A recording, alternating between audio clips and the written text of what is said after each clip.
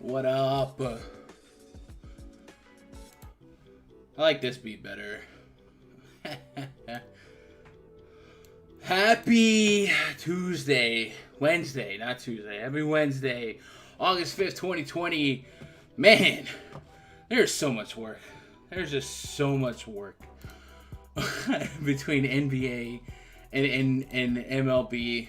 But I'd rather this than the daily, boring, mundane, day-to-day life that was the quarantine era. So let's keep it going, man. We have a couple, 5-6 games on the docket tonight for NBA. It's been about the usual.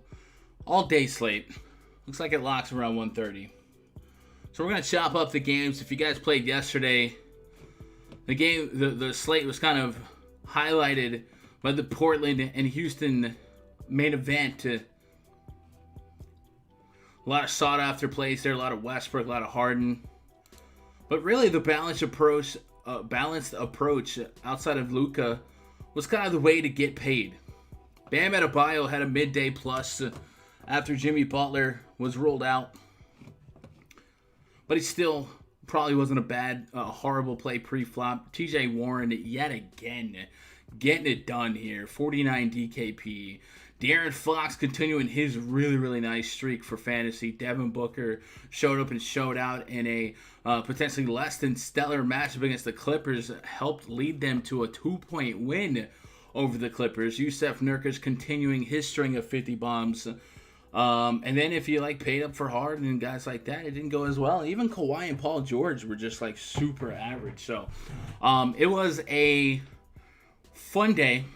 A lot of guys that are on showed up and showed out, but I also had some historical bads like Bogdan Bogdanovic. I probably had 20-30% of him. My man shot 1 for 15, 12 and a quarter fantasy points. That's a yikes. But on the Mavs side, Dorian Finney-Smith showed up for the Mavs for a fantasy play. Kristaps Porzingis super underwhelming. Really just Doncic. If you had a shot at DFS with extras, 41 minutes to be somewhat relevant was a lot. But Luka was the guy that you wanted. If you went Luka over Harden, over Lillard, all over those guys, it worked out for you. So hopefully you did well yesterday. Today is another staggered slate, and it's featuring some weird things. The last game tonight is the Nets, and we saw the Nets yesterday shock the world by beating the Bucks. But we don't have a whole lot of news just yet. So maybe some of that news trickles out throughout the day. But even then, Nets are a team not playing for anything. They're in a tough matchup. If LeVert and Allen were out right now, you might be considering guys like Rodion Carew a little bit deeper. Maybe Garrett Temple, who performed well yesterday at his FanDuel price of $3,700, just about 10x'd it. So the Nets are going to kind of shape a lot of uncertainty as far as the end of the night. But for the most part, we should be able to navigate through these games and not feel the worst. I think it's bang time. What do you think, chat? Let's go ahead and pop it open.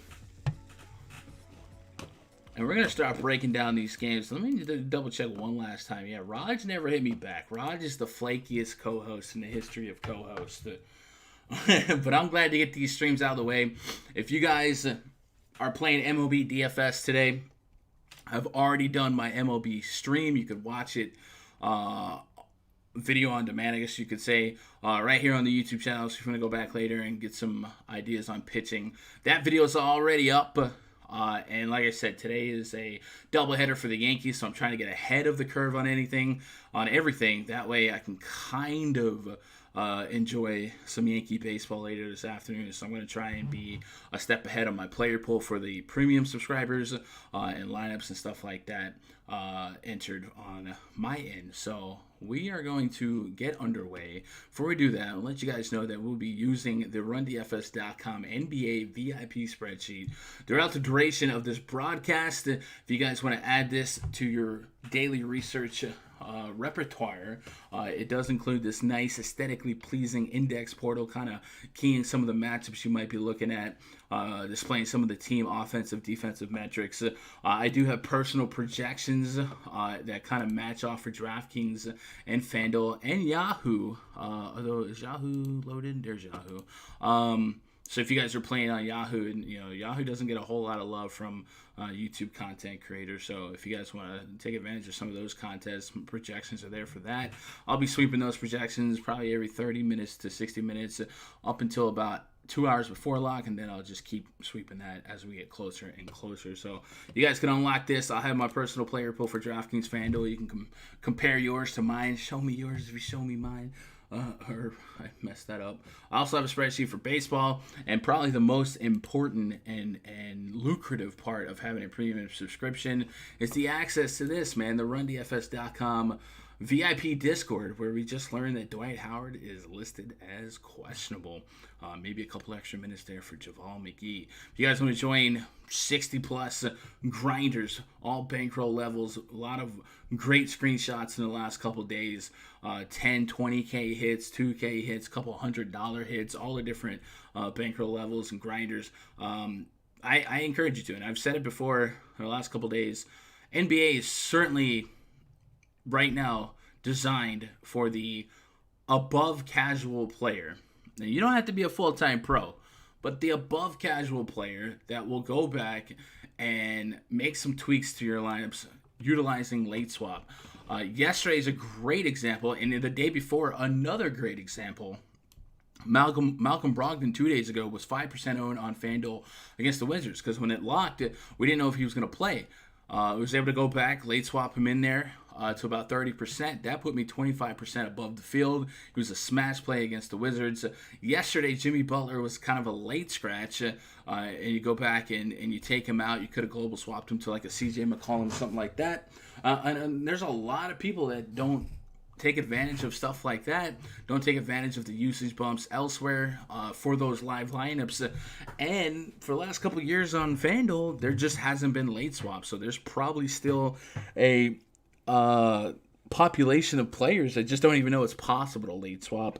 And from me to you, FanDuel doesn't make it that easy to late swap individual lineups. So having a Discord that will tag you, use the everyone tag when pertinent news comes out, like when the Jimmy Butler news came out yesterday, I think is really valuable. And then, of course, throughout the day, we'll have multiple voice chats, which I partake in. A lot of our long-timers partake in. But you guys can listen in, grab a mic, talk in. We'll have a baseball pre-lock voice chat, and we'll have a NBA pre-lock voice chat. And usually about 2 hours before lock is when the party starts. So add that to your game, man. Join the community and be part of the fun. All you gotta do is go to rundfs.com, make yourself an account, click VIP passes, test out a week, man. Just try out a week, see what it might benefit you, and if you like it, you can maybe commit to a little bit longer. And then when you do upgrade via the paywall here at rundfs.com, click forums, and then scroll down, click VIP threads, and you'll see the onboarding thread, and that'll get you the links that you need to have. We are live on YouTube, so if you are in the YouTube chat, be sure to say what's up. I'll try and be as interactive as possible without my co-host here. So be sure to share your favorite plays, picks, anything like that. Any gems you might have, I'm all about it. What up, Darian? What up, Jason? Gunn, I don't think I've slept since NBA started back up with baseball, man. It's been a grind. Me personally, I'm a faithful Yankees fan, right? So I have to watch every pitch. The Yankees have had a couple games postponed due to COVID. And then yesterday we had a game postponed due to the hurricane. So those were opportunities for me to go to bed a little bit earlier. I've never really been a guy that's up in the morning, but it's been really different, really nice change of pace. So doing these early streams, I'm starting to get used to it. But like yesterday, having no Yankee game late was beneficial for me to just kind of be able to unwind early.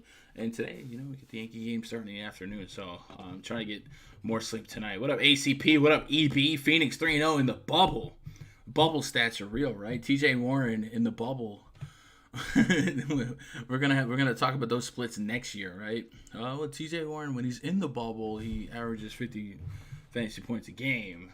When he's on the road, not so much. What up, St. Case? 10x for Temple. Right? Okay. When Raj brought up Garrett Temple, I was not anti-Garrett Temple. Raj said that he could have a TJ Warren game. TJ Warren had 50 real points. If Garrett Temple had 50 real points, I'd probably eat my dog, bro.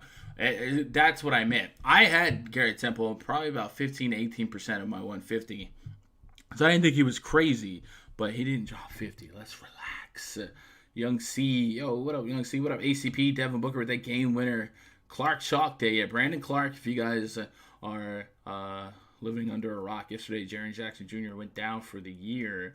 So that's going to be an uptick for Brandon Clark. But also remember, they did get Gorgie Zhang. So maybe that's somebody you put in your back pocket, right? Devin Booker's just so good. Man, Devin Booker's one of those players that just feels like if he's with the Suns, it's just not going to work.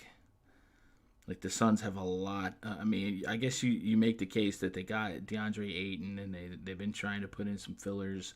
Kelly Oubre. But, I always felt like that team needed a good veteran. I guess they overpaid Trevor Ariza for the cup of coffee, but for the most part, like, they needed, like, a type like a JJ Redick, like a shooter who has the postseason experience that can kind of pass the torch, but be there for him. You don't really have that with the Suns.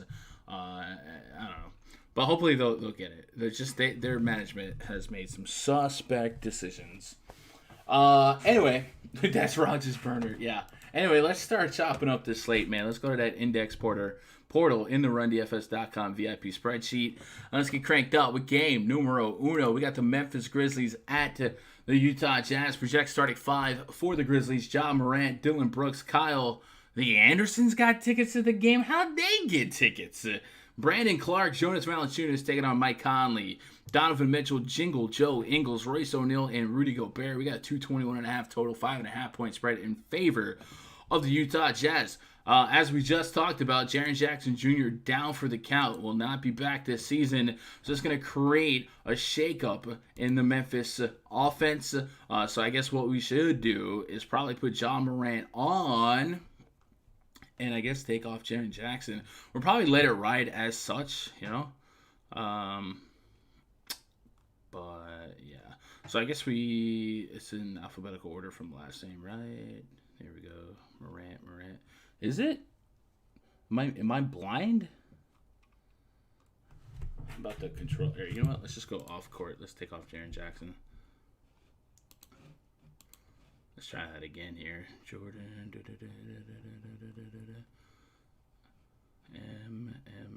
There we go.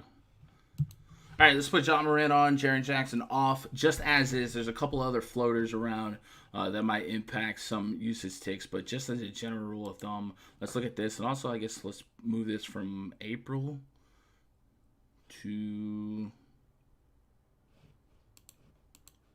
this season, October. Why does it use April as like the... Oh, well, let's just go with that. So Ja Morant, 27.3% usage rate, 1.1 fantasy point per minute, and 834 minutes of sample size coming into the bubble season. And we have seen Morant just kind of be somewhat consistent for him. He had a tough game the other night out. Where's the DraftKings? Here we go. But you got to believe that this is going to be a usage bump as is without Ja Morant. He's had a couple softer matchups here. Portland, San Antonio, New Orleans. Utah is going to be more of a pace down and a plus defense for what it's worth. And if it doesn't go to overtime, maybe 80 is more of a reasonable range of outcomes. But I do like him to maybe be a fun tournament play at each price. I think at this price, I'm just kind of settling elsewhere. But he is somebody that should be a perceived beneficiary of this. Dylan Brooks, another guy that I don't mind to potentially take up some scoring opportunity. Let me go back to that usage chart. Dylan Brooks is at 0.8 fantasy point per minute, but a 25% usage. That's high enough in enough sample size for me to be a buyer. Now, there's going to be a whole lot of love and intrigue on Brandon Clark. I think at this price, we just have to roll it, man. 4,600 and potentially I got him for a conservative 34 minutes. If he stays out of foul trouble, he's been a point per minute guy. If I can get those 30 minutes, I'll take it. So Brandon Clark would be probably your chalkiest player on the slate.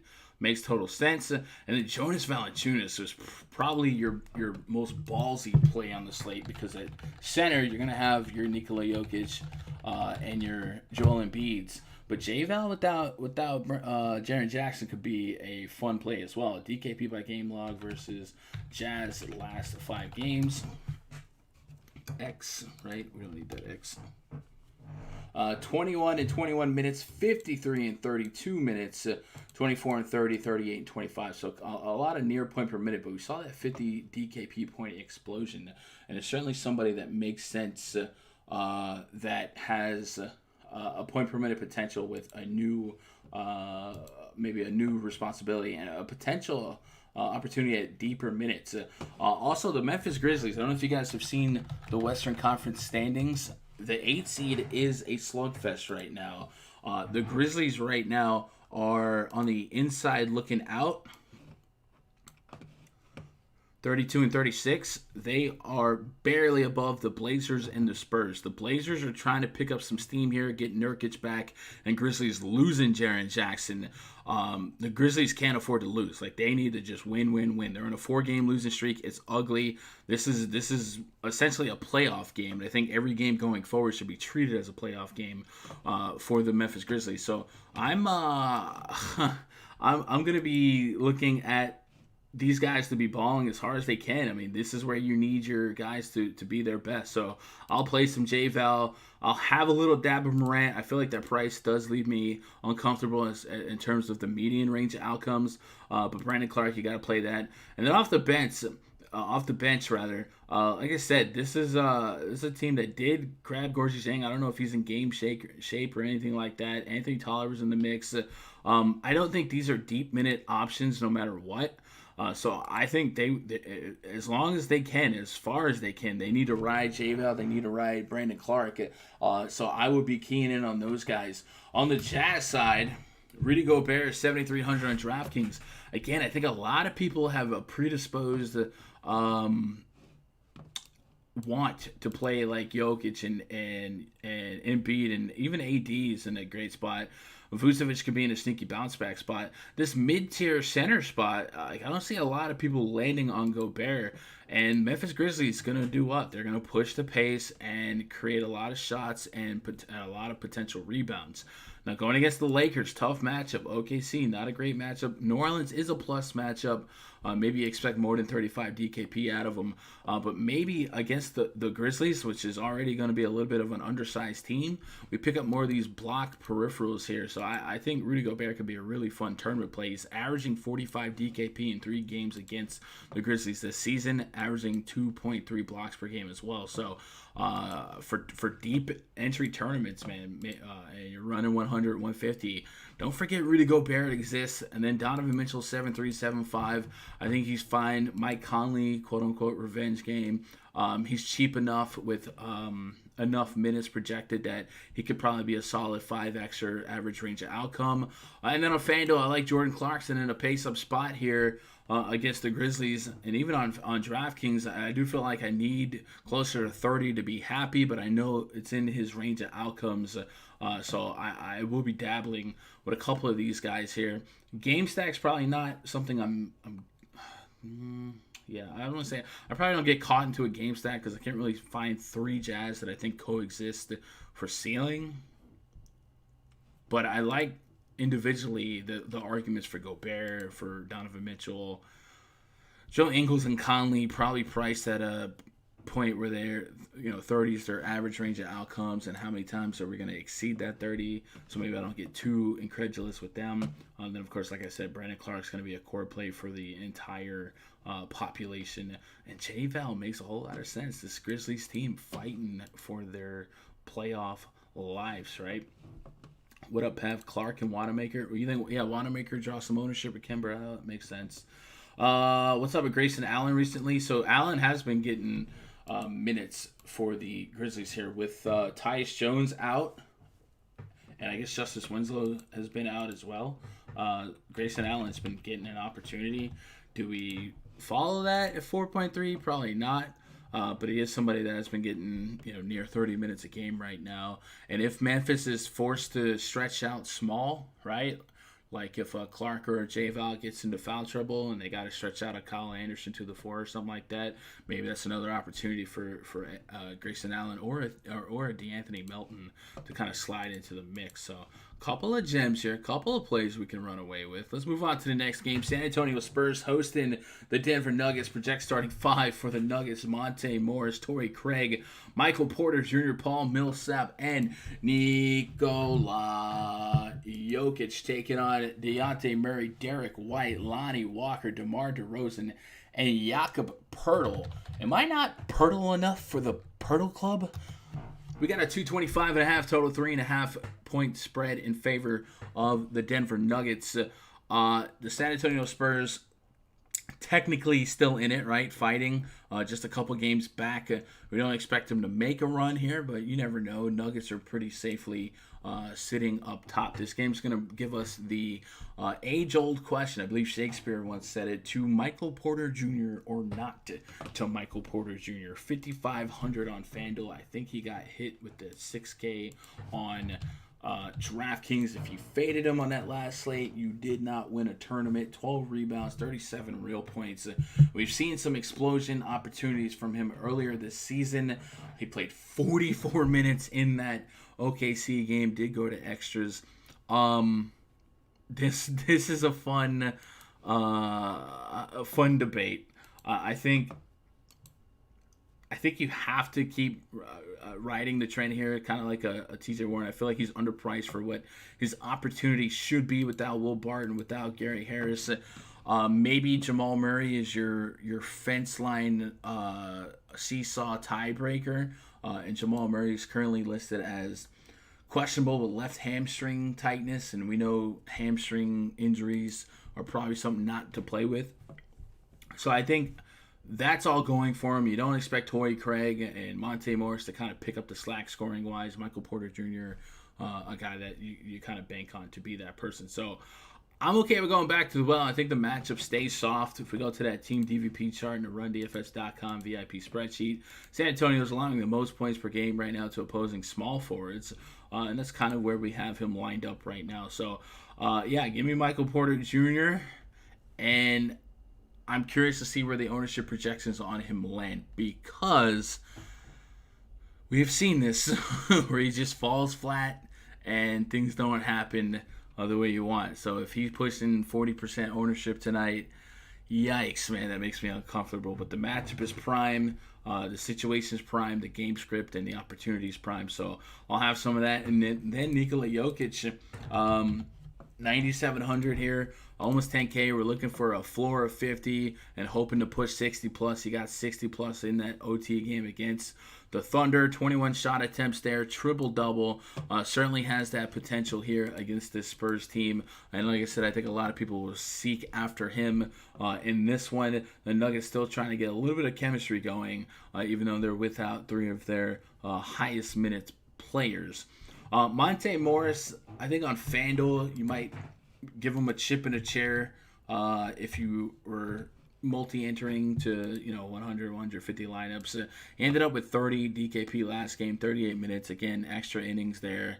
So maybe without overtime, he's a more meager 25 play, but I still think the range of outcomes is there at 4,500 for him to kind of be a solid stocking stuffer if you had to. On the Spurs side, DeRozan, 8K on FanDuel, 8,300 on DraftKings. I can see him kind of slipping through the cracks as well, leading this team in usage. Solid minutes per game, 30, 33. That 30 came on night 2 of a back-to-back against Philadelphia. Still had 30 real points, so they're looking to him to score. I think he chucked a couple threes that game. Maybe not a price point where there's a ton of meat on the bone, but there's still enough usage and floor to make the argument that he should certainly be somebody we have exposure to if we're multi-entering. I can understand not wanting to invest in him at 8K if you're just running a single entry or 3 entry or something like that, but certainly way too high of a usage rate and opportunity to have none of them, right? Jakob Poeltl, 5'4", 5K. He's going to fall into no man's land at that stack center position today. Really, if you're playing him, it's just a matter of leveraging the field, and if you're doing that, you don't need but 5 to 6% of them to get creative. Anyone else from this game that we probably should take a deeper look at? Really, no one's screaming at me. Maybe a touch of Jeremy Grant. Dejounte Murray and Derek White. Derek White's just been super, super consistent to make that argument for 30 DKP. Marco Bellinelli, questionable. Bryn Forbes looks like he's going to be out again. And Patty Mills is back in the mix. So there was a couple games there where there was no Patty Mills, no Marco Bellinelli. But you put those two back in the mix. Maybe that's a step back for Keldon Johnson. I don't know. But Derek White, for what it's worth, would probably still be a solid 30-minute opportunity guy. And like I said, just getting you that strong case for 30. Got you 47 in a much... I don't want to say much better matchup, but a slow-paced Sacramento team. And so far, he just does enough of everything to get you there. So I don't mind keeping a look on him. And then Dejounte Murray's another guy with a little less floor, but the ceiling is 44 against Memphis. Again, Memphis is probably not a fair comparison because they're going to be a much faster type of game, right? But really just DeRozan at the forefront. Some maybe tier 2, tier 3 looks at Derek White. Murray, Jokic. I don't know where I'll end up on Jokic exposure at 9.7. The bar is really, really, really high. But 50 to 60 seems like a reasonable range of outcome. But if he just got me 50, I'm okay with with having, matching the field or even being above the field in ownership. Embiid is in a monster spot. And then there's a couple of the centers that I like from a contrarian standpoint. You mentioned Jonas Valanciunas earlier. And then, of course, I think you could play Brandon Clark and guys like that at the center spot. So don't quote me on how much Jokic I'll have just yet. And then Porter Jr. is going to be a real headache to decide internally what I want to do with my exposure to him versus the field. So I'll be keeping an eye on ownership projections from the field, Jay said not 40%, but I'm not scared of MPJ if low ownership. He's definitely not going to be low owned. Murray 6K, 127, 29%. No, Aldridge. Murray, yeah. DeJounte Murray, I think you're saying 1.27 points per minute, 29% usage. Yeah, really high usage rate. He has the tools to be a triple-double threat. He does. I don't think this is the matchup for that to happen, but Murray will have a triple-double before long, maybe next season, but it's coming. Next game on the docket, Washington Wizards hosting the Philadelphia 76ers. Our project starting 5 for the Sixers: Shake Milton, Josh Richardson, Tobias Harris, Ben Simmons, Joel Embiid, taking on Ish Smith, Isaac Bonga, Troy Brown Jr., Rui Hachimura, and Thomas Bryant. We got a 229 total and a 10.5 point spread in favor of the Philadelphia 76ers. 76ers Wizards score. There was a game earlier this season. I'll take a sip of my bang. There was a game earlier this season where the 76ers were big-time favorites, right? I think I have it here. We're big-time favorites against the Wizards, and they went to Washington, and the Wizards beat them. This kind of reminds me of that, but the Wizards won't have Bradley Beal here today, so I'm not going to project that. They also won't have Davis Bertans. But the Wizards are kind of scrappy, and I think what we've learned so far is to maybe not underrate some teams right now, because we've seen teams come out and play flat, and we've also seen the 76ers defensively in this bubble allow some alarmingly high scores, right? The Spurs just dropped 130 real points in regulation. Sixers won, but they just dropped 130 real points. The Pacers dropped 127 points. Like, these are not normal scores to allow. So maybe the Wizards kind of surprise some people, and some of these guys show up and show out to be better than projected fantasy plays. I think Troy Brown Jr. kind of scratches the surface, and Thomas Bryant's a guy at 7K on FanDuel 6,800 that probably won't get a whole lot of traction because of how deep center it is. But I wouldn't be surprised here if we had maybe 2 or 3 Wizards pop up as 7-8x value at the end of the night. On the Sixers side, Ben Simmons at 8K on FanDuel, 8,700 on DraftKings. I think he got into some foul trouble that last outing, and he just was super underwhelming. But I love that he's a point guard on FanDuel, even though right now he's lining up as a power forward. Only got 25 minutes in, just less than a point per minute. Should he get an opportunity to play 30 to 32 minutes here against the Wizards, a fast-paced, sloppy defense, lots of steals, lots of rebounds, and blocks to be had. I like Ben Simmons to be a strong floor play on FanDuel, and even on DraftKings to 87. I don't think he's out of the question, but I think his game log might better perform on FanDuel, right? The blocks and steals and stuff like that, and then of course we're not getting 3-point bonuses because he's not throwing them, right? 2 games against the Wizards this season, he's averaging 44.6 with 3.5 steals per game. No blocks though, so 3.5 steals per game. That's an extra 9-10 points for FanDuel to kind of put on top of what we know he's going to do with points and rebounds. The Wizards are one of the league's worst defensive teams, allowing a lot of points in the paint. That's where Ben Simmons will thrive. And then Joel Embiid, another guy that will project pretty high for me. Him and Jokic, man, if they're the same price, who do you have more of? It's a tight race. In 2 games against the Wizards, he's averaging just about 50. His minutes are maybe being monitored in a true sense. Like they're putting him out there in shifts and whatnot. If we go look at that popcorn machine for that last Philly game, which is Aki. We look at Ben Simmons. 2 stints in the first quarter, 2 stints in the second quarter, 2 stints in the third quarter, 2 stints in the fourth quarter.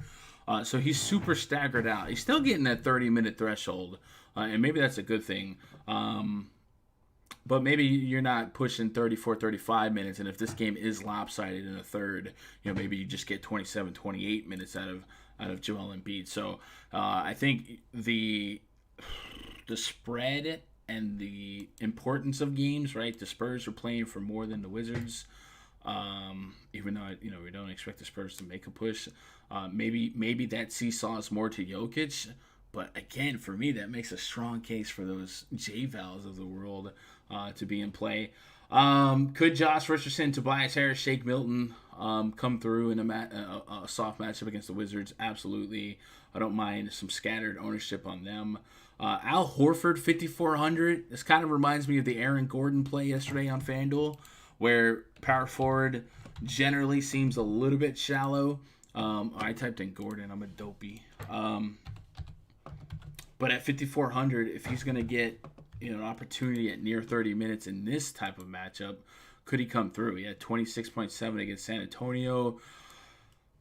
Could I get double-digit real points, maybe 5 rebounds, and he probably is more of an assist and rebound guy. I don't know. I just feel like the price is kind of low for Horford here to maybe not have more than 0. You know what I'm saying? Like, I think the opportunity on FanDuel is there. DraftKings, I don't need to push the issue, but FanDuel's got me curious. On the Wizards side, it's hard to love anyone in particular. I think Troy Brown Jr. probably leads the pack here in minutes and volume opportunity upside from a fantasy standpoint.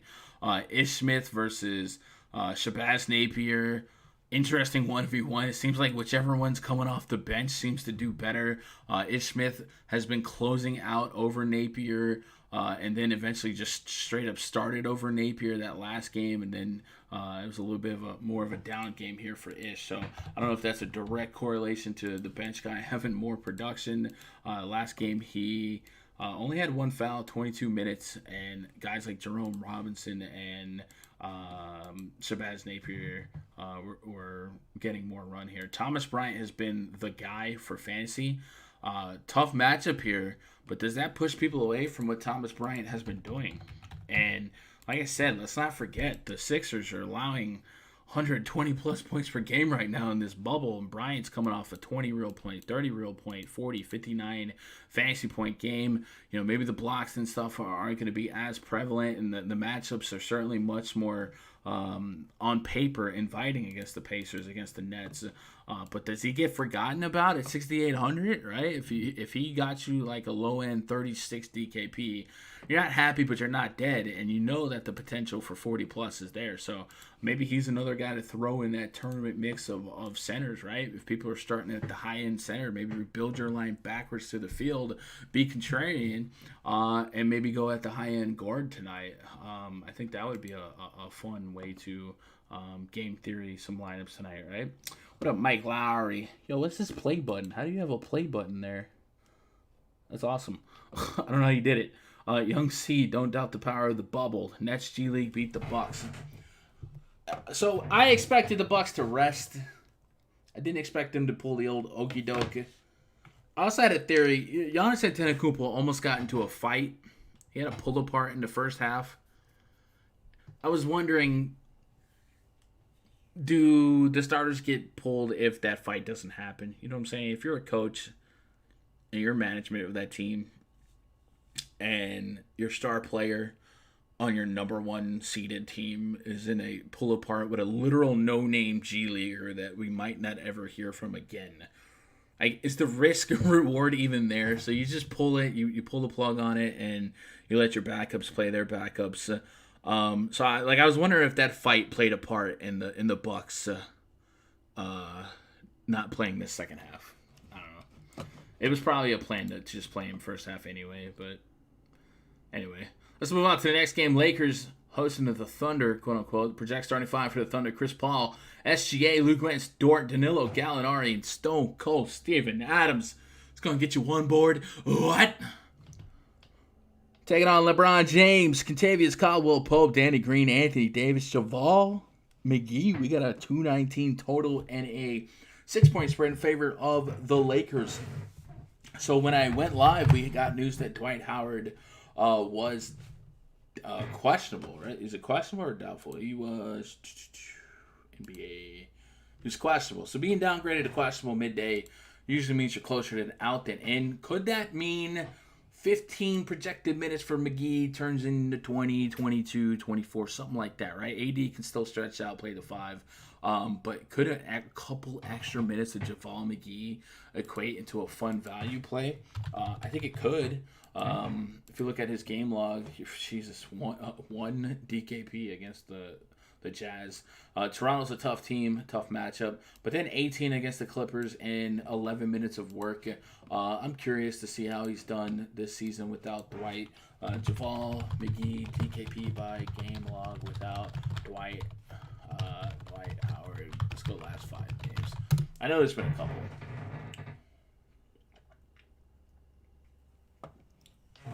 Or maybe not. All right, maybe I'm talking out my butt here. 4-7-19. All right, maybe it's not there. I don't know. Obviously, that would also create a high floor in minutes for AD. That was already there. 10.3K for AD. AD is right there in the Jokic and Embiid neighborhood. Obviously, I think we all lean AD after his blow up game there against the Jazz. I loved him against the Jazz, man. I was kind of surprised that some people didn't agree with me, but he did it. Here against the Thunder, I mean, this is the type of guys that he would take advantage of. Steven Adams, more of a in the paint rim protector, and Adams can just draw him out, shoot over him, and Gallinari doesn't have a shot, right? So big time spot for AD to continue his maybe his trend of good games. LeBron James up there, 10.7, almost 11K on DraftKings. That's like Luka Doncic's price from yesterday, right? He certainly has triple-double potential in him. But the Lakers are one of those teams that are coasting, right? So they are essentially locked in. They're 6 games above the Clippers, right? I don't think they're going to rest down the stretch, but I do worry about their propensity to not play deep minutes, especially when they've been dealing with some other injuries, like Rondo and stuff. Frank Vogel said on Tuesday that he plans on playing his starters on both Wednesday against the Thunder and Thursday against the Rockets in hopes of building rhythm and returning to the form they had prior to the shutdown. He also said he believes the starters' struggles have been related to missing shots and believes that the team will eventually play at a faster pace. The bottom line here is it sounds like you can plan on firing up both LeBron and AD on Wednesday and Thursday. So I know they play. And I don't think LeBron would disrespect Chris Paul by like throwing in the towel or whatever. But I do wonder down the stretch, like what are the minutes we should expect confidently for the Lakers, a team that's locked in and really just need to rest up for the postseason, you know?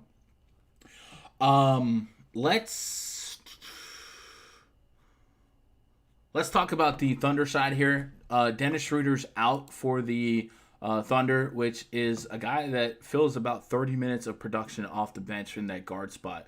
So what that likely does is bleed some minutes to Chris Paul, but definitely bleed some minutes to SGA. And this created massive ownership on SGA that last time out, which looked a lot like owning Bogdanovic yesterday. He shot 6 for 13, 38 minutes of play. I think OT brought him to a salvageable night. But usually a typical night from SGA is about 30s, and he was at 6K, and it was just like a low-risk, high-reward spot without Schroeder. His splits this year against the Lakers, averaging 37 fantasy points, 35 minutes per game. So I'm willing to run it back with him just for painting a picture here. Let's go pull up that popcorn machine from that game, Denver and OKC, and just kind of look at one to see if anybody picked up the Schroeder slack that wasn't just SGA or Chris Paul. Looking off the bench here, Ham Diallo had 24 minutes. Interesting. Darius Baisley had 23 minutes. I mean, these are guys that really don't get out of bed to play. And SGA was really just a guy. He played 5 minutes of OT, so he was going to get 33 minutes of regular. regulation time, and he had 5 personal fouls, so he was in a little bit of foul trouble. Was that all regulation? Did he get a foul in OT? He had no foul in OT, so it was all. Yeah, so he's in foul trouble. So I kind of like. I definitely like going back to the SGA well here. Maybe the fact that he was underwhelming will kind of scare some people. And then Chris Paul, good spot to look at the Thunder to play strong here. The Western Conference right now is 5 seed Jazz, 6 seed Thunder, 7 seed Mavs, and 8 seed Grizzlies. So really, the Thunder could logistically move up and overtake the Jazz, who have been kind of skittish.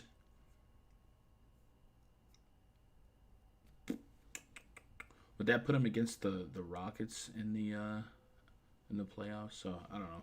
I'm just kind of thinking how they would play going forward. But Chris Paul's kind of cheap on both sides. 7-3, 7-9. Knowing that Schroeder's out, could we get 40-plus fantasy points out of him? Get one of those old-school double-doubles with assists. 32 and 39. Doesn't really make you feel warm and fuzzy.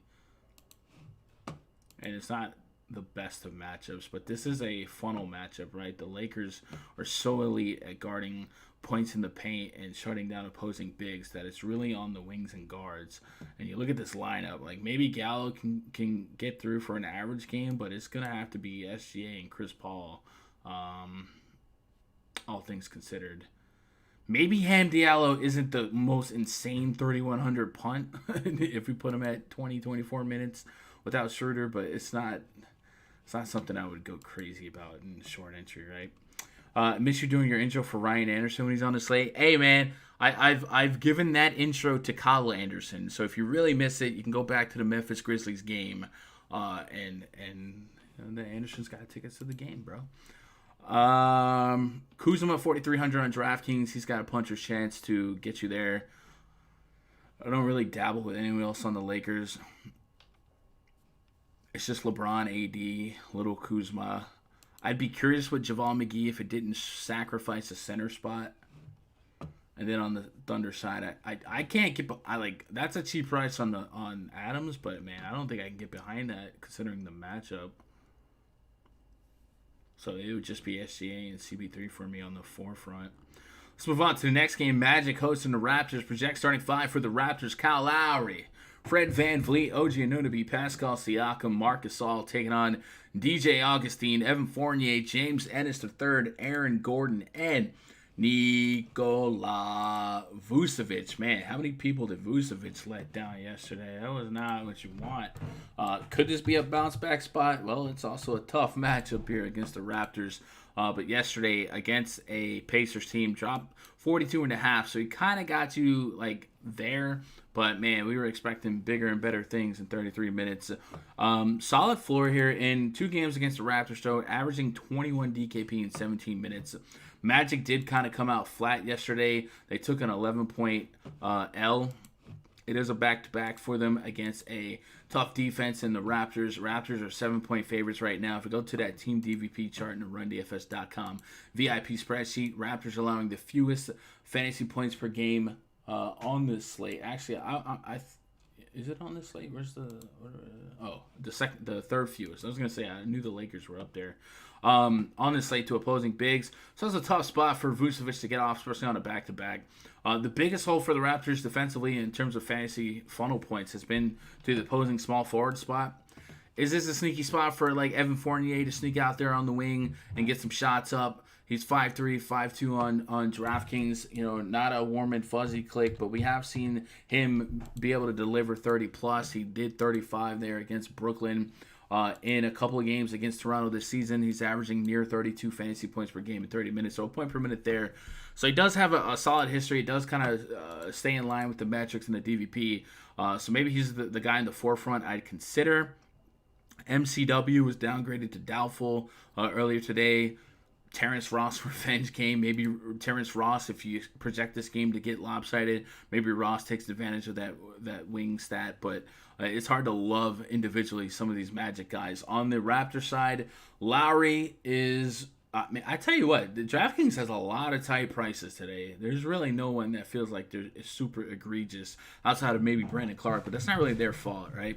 Fred VanVleet coming off what felt like a career game against the Heat. Pascal Siakam almost 9K. Like the Raptors aren't as stackable as they once were price wise. The 8-8, 7-7, 8-4. So you really just have to dabble here. Again, total's okay. Spreads 7. That leaves the window open to get a little lopsided. But this Magic team was super flat yesterday. They're on a back-to-back. And you really start to... no, I guess... All right, the Magic are kind of chilling, right? They're in the 8th spot. I don't know. Aaron Gordon on FanDuel, 6,100. Not the best matchup, but kind of like I felt like yesterday. I do feel like a modest range of outcome could project for 30 fantasy points. If we look at Aaron Gordon earlier this season, 24 minutes in 3 games, 16 fantasy points. I'm assuming these games were probably all blowouts. Raptors, Magic scores. Let me pull that up. Still getting adjusted to this new keyboard. Raptors 104.95 on October 28th. Raptors 113.97 on November 20th. Raptors 90, Magic 83 on November 29th. So none of these games have been particularly high scoring. Raptors have swept them thus far. It's hard to get super stoked. I'm trying to draw plays here, but it's hard to get stoked for this Magic team right now in this situation. Individually, I think you can take your shots on Siakam, VanVleet, and Lowry. I don't think this game plays super tight like the Heat game did to kind of extract all the upside from like a VanVleet or Lowry. I definitely don't know how often Lowry and VanVleet at these prices coexist for fantasy. You know what I'm saying? 8-4 on Lowry, I probably want 45. VanVleet at 7-7, I probably want 40. So like, how often am I going to get 85 out of this combo against the Orlando Magic? If we look at that team stats tab in a RunDFS.com NBA VIP spreadsheet, Magic run the 4th slowest pace. So it shouldn't be, it's not like there's going to be extra possessions or anything like that. So if I was going to multi-enter, I'd probably set a rule to where I only have one or the other, right? A lineup with VanVleet shouldn't have Lowry and vice versa. And then if you projected a blowout, maybe get a little creative with like a Norman Powell or something like that. But this game's a little bit of a yuck fest. A lot of these games are yucky, really. We only have one game left to talk about. Take a pause for the cause and plug the VIP Discord and spreadsheets, man. If you guys like what you hear, you want access to this spreadsheet, you want access to the baseball spreadsheet. By the way, if you're playing baseball DFS today, I already put up a video, a live stream earlier today for today's slate. So if you guys want to go back and look at that and kind of get some ideas for today's baseball slate, you can. It's right here on the channel. If you're new to the channel, please help me out. Hit that thumbs up, subscribe. Ring that notifications bell if you want to be alerted when new content comes out or when I go live. But if you guys want access to this and you want to show some more love, show some more support, we do have a paywall premium subscription option at RunDFS.com. Just go to RunDFS.com, make an account, click VIP passes. Find the pass that's right for you. If you're new, just go ahead and try that week pass. It's for everything, all the content, not just... we don't separate it like some sites do. So that'll get you access to the spreadsheets and then get you access to that RunDFS.com VIP Discord where 60-plus grinders, all different levels, bankroll, skills, all kinds of walks of life, all over the world, literally all over the world. Canada's represented, England's represented. We got all different cultures and genders. I love it. I love the conglomerate of players that we have. And then every day we're going to have 2-hour pre-lock voice chats. So before NBA, you can come over to this Discord, click NBA voice chat, bam, there I am. Jump in there. You can turn your mic on, talk with the crew, or you can just listen in, and we'll have the same for baseball. And this is an everyday thing, bro. Every day, bro. Got that Disney Channel flow. If you have any questions about that, twitter.com/GundeckerSports. All right, main event tonight, Boston Celtics hosting the Brooklyn Nets. The projected starting 5 for the Brooklyn Nets: Chris Chiozza, Karis LeVert, Joe Harris, Lance Thomas, and Jared Allen. Taking on Marcus Smart, Jaylen Brown, Jason Tatum, Gordon Hayward, and Daniel Tice. We got a 227 total, 8.5 point spread in favor of the Boston Celtics. We know Kemba Walker will be out. We don't know what the story is, particularly for the Brooklyn Nets. yesterday they maybe didn't expect to win that game, and they did. Karis LeVert sat out that game with a thigh contusion. Jared Allen sat out for rest, and Joe Harris sat out with a back injury. Now, it was the front end of a back-to-back, and it was against the number 1 seed Milwaukee Bucks, so maybe the Nets just kind of decided they would throw that game, but they ended up winning that game. Will these players be available today? It remains to be seen. I'm a little bit skittish. If news has come out while we're on the air, be sure to let me know. But I feel like this is something we won't know for sure until definitely after first game locks, but maybe later in the day, considering it's a 9 p.m. tip-off time. And that's going to make things a little bit weird. I will say I'm not super interested in playing many of the scrubs from the Nets. If we knew right now that LeVert, Harris, and or Jared Allen was out, it does seem like we can bank on Jared Allen being in, right? I know he needed rest because he only had 4 months off before his 2 games. It does seem like we can bank on Jared Allen at least being in. It's just the LeVert and Harris that would kind of shake things up. So let's start with that before we jump into the Celtics.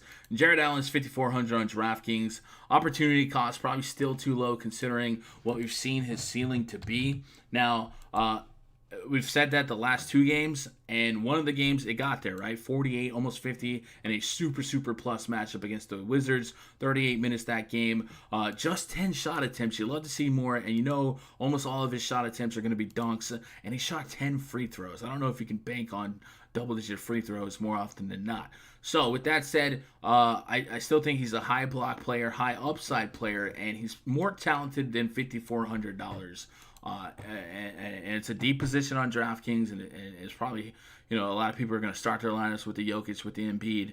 And like I said, he makes that case for those contrarian center plays today that can overperform their salary. I've talked about Jonas Valanciunas and Jared Allen, Rudy Gobert. Like, there's a lot of guys that are below the big boys that make a lot of sense. And I just think talent isolated, 5'4" is a little too cheap for Jared Allen. Has Allen played the Celtics this year, and has he been a point per minute or greater? 3 games against the Celtics, 24 minutes a game, 31 DKP again. So, he's averaging over a point per minute.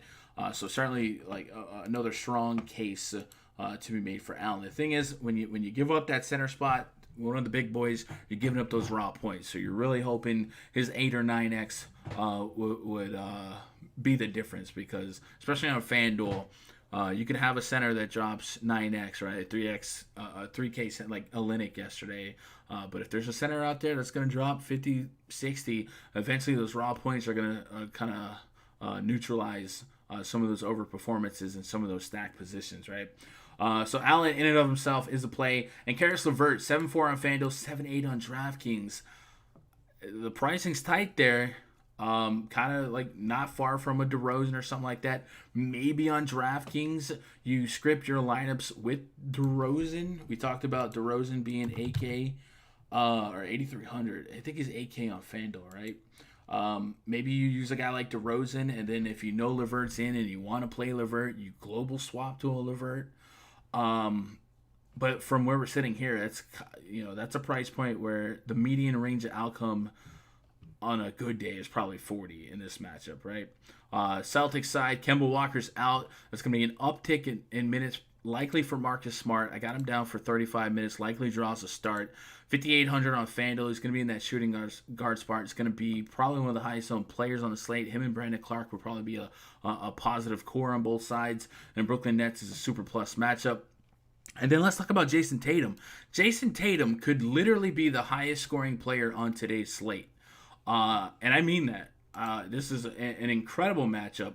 And he has a very nice run without Kemba Walker on the south side of that quarantine break, right? Jason Tatum, DKP by game log without Kemba Walker last 10 games. 58, 64, 53, 49, 57, 52, 62. I mean, this is an incredible stretch. And if you guys, if you don't remember from before the quarantine break, that's fine. But the matchup is pure, and the opportunity is back. And if we go to that Boston Celtics chart here on the RotoWire on-off court tool, and take off Kemba Walker, and put on Jason Tatum and just kind of run it like that. I'm curious to see what the official number is because he was crushing it. This is a deep minute guy, a soft matchup, absolutely a big time spot. I really think he could drop 60, 70 here if the game were surprisingly to stay close. He has a 33% usage rate, 1.3 fantasy points per minute, and almost 1,000 minutes of sample size. This guy might be a tier 1 for me right now. It's hard to get away from that, right? So I love that. Jaylen Brown, uncomfortable click at 7K, but you could see it happening. 66 on FanDuel. It's hard to give up that second shooting guard spot or actually Jaylen Brown's a small forward on FanDuel. Maybe you could get away with Jaylen Brown on FanDuel. And then Marcus Smart, 5,800. I think this is a Nets team that will offer some peripherals like steals and blocks, which is what would really benefit Marcus Smart on FanDuel. A guy that can play great defense, usually going to give you multiple steals per game and a couple blocks. So Marcus Smart at 5'8", probably trends in a super positive direction in high ownership, probably mid-30s as a average range of outcomes in terms of fantasy points. Although chalk Marcus Smart night can go many different ways, but Jason Tatum has to be part of my core, I think, from where I'm sitting now. And I don't think I overreact or underreact to Brooklyn Nets news, right? Yesterday we had a sample size of performances from the Nets, and that second half of the Nets game was just like a literal G League game. But if you look at it, more so from the DraftKings pricing, because shout out to DraftKings for jacking up prices. No one crushed their price point. Even Garrett Temple was 6K. That he was a huge play on FanDuel, but no one crushed their price point to where I'm overly uncomfortable right now if LeVert and Harris are out later today, where I feel like I have to get some of those Nets. Maybe it does uptick my interest in a Jared Allen, but I don't think that's going to shake my DraftKings feelings on the Nets overall. But yeah. I will love me some Tatum. Anyway, see what you guys got in the chat before we get out of here. The Gun Anderson's intro is legendary. I came up with another intro for the Jakob Poeltl, man. Am I not Poeltl enough for the Poeltl Club? Man, that's a new one. Welcome to I miss doing Karl-Anthony Towns, man. I wish they made it. Just joined. Thoughts on MPJ? What up, Connor? Appreciate you stopping by. And all the new viewers, man. Be sure if you're new to the channel, say something in chat, man. Be part of the community. MPJ, I think, will draw a lot of ownership. It's hard to argue against it at this price. Now, I do think his floor is very volatile, but I mean, if you're a process player, which I am, right? We look at opportunity, we look at matchups, and we look at minutes projected. Well, the matchup is fine against the San Antonio Spurs. We can look at that DVP chart. The San Antonio Spurs allow a top 3 fantasy points on this slate to the small forward position. The opportunity is the absence of really Will Barton, but Gary Harris too for minutes, and then maybe Jamal Murray. So that creates more shots and more scoring that needs to be done. And minutes, how do we get them less than 30 minutes? And the price is still probably too cheap for what his ceiling is. I do think he's going to draw ownership because of that, but the process says to play him. The results could say otherwise. We've seen him play before. I mean, Miami's a tough matchup, right? But earlier this season, we saw a couple of cases where he started and did well, and then the very next game would fall flat. But the process, I think, the opportunity, the minutes, the matchup, I can't really argue against it, and I would rather be a process-based player than I told you so gut feeling player. You know what I'm saying? So the process is there for me, right? What up, Ricky? Deontay looks like a decent play. Deontay, Derek White, they're all in the mix. I'm starting to feel like 30 is their best case scenario. There's been a couple of overtime games in there to shake things up. Remember, Patty Mills was out the first game back for the Spurs. He is back in the mix. And then keep an eye on the status of Marco Bellinelli. And they still have Keldon Johnson floating around. But I think 30 minutes and the point per minute production is fine for Murray and Derek White. But I just wonder what the true ceiling is if they only played a 4-quarter regulation game here, right? Anyway, that's probably it. If you guys got anything else for me, twitter.com/Gundecker Sports. That's where you guys can reach at me. I do have open DMs. I am trying to stay so far ahead of the work today. Lock is at 1:30. I have a doubleheader Yankee series this afternoon, so I'm gonna have this player pool dressed up. Probably get to work on it right after I go off the air. So if you guys are looking to compare yours to mine, just sign up for VIP and get logged in, man. I would love to meet the new Vipers and get you guys onboarded, and hopefully have another successful day and another successful week, man. I'm loving the sports being back, but it has created a lot of work for me, man. Connor says Bigs versus Rockets has to be a thing in the bubble. I played every big against them. Yeah, that'll be a thing just because the Rockets have nobody over like 6'7", right? If PJ Tucker is your tallest guy, good luck. And then, of course, they run at such a fast pace, take so many shots that rebounds are there, and then they're so undersized that blocks will be there, you know? ABC and Lopez yesterday, Melo and Nurkic is unbelievable. Yeah, Nurkic is on quite a tear. Look for those Blazers to be playing for that 8 spot. They're running for it. So Memphis is fighting for their lives to stay in, and the Blazers are going to be fighting for their lives to get in. So you're going to see a lot of 40-minute games out of Damian Lillard and probably pushing McCollum and Nurkic and Melo as far as they can to get to the dance. That's going to do it for me, man. I will see you guys with more content tomorrow. I appreciate you guys hanging out with me live for both the NBA, and there's a baseball video up. If you guys would do me a favor before you get out of here, give me a thumbs up, man. Show me some love. I would surely appreciate it. But otherwise, I hope you guys crush it tonight. I'd love to see some screenshots on Twitters if you do have some success. I love each and every one of you. I'll see you guys later. Good luck.